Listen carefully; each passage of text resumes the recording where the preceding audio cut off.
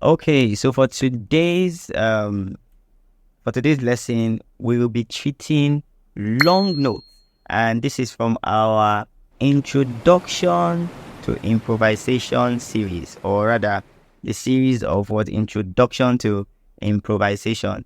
Now, for the very first one, we talked about scales, particularly your major scale, and how important it is to master your major scale on all 12 keys. Now, don't forget, if you're just joining us, we are going to be teaching you using only the tonic surfer notation. If you've been watching my videos, I will say this, I'll repeat, the tonic surfer notation, so that every saxophonist will understand exactly what we're doing.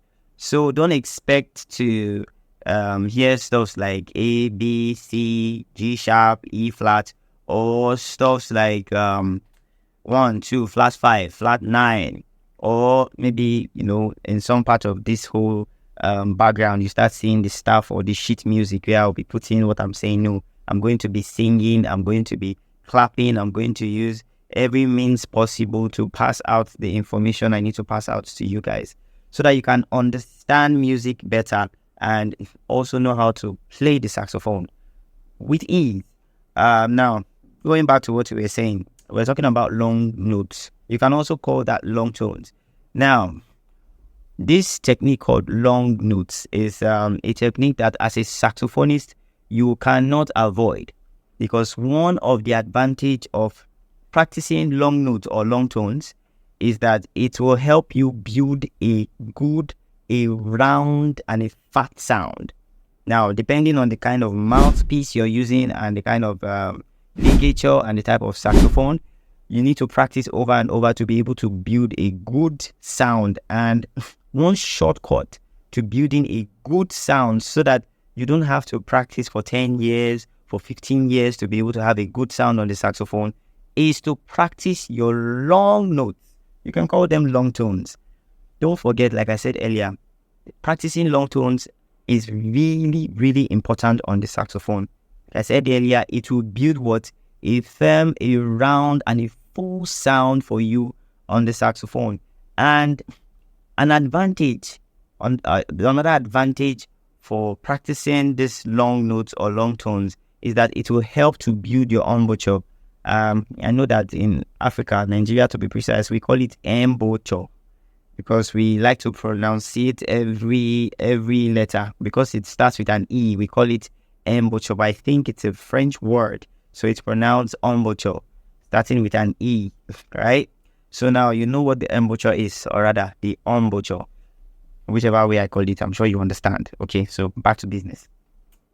The embouchure is your mouth placement on the saxophone, basically how you place your mouth on the mouthpiece, you understand, before you start to fix your air into the saxophone.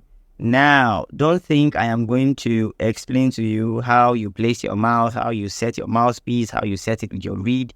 We already have beginner series, or rather different beginner series, where we've shown you how to set up your mouthpiece, your hand positioning, your embouchure, everything. So you need to head over to my page at Moclefmusic, and then you will find all the series right there. A lot of stuff are in there, great notes, a lot of stuff that you can learn from are also used to improvise.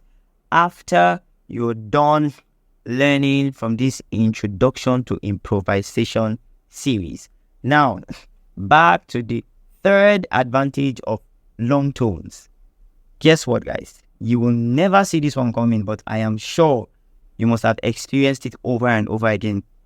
I'm sure you know one saxophonist that in your mind you'll be like, this saxophonist is like, this guy not too good though. What I mean is, this saxophonist cannot really play like that. But I see that every time this guy is playing, if he just do this, he like this, everybody will get up, and guess what? That person gets a round of applause, a standing ovation. It goes on for as long as they are holding that tone or that note. That's exactly what it is. Long tones.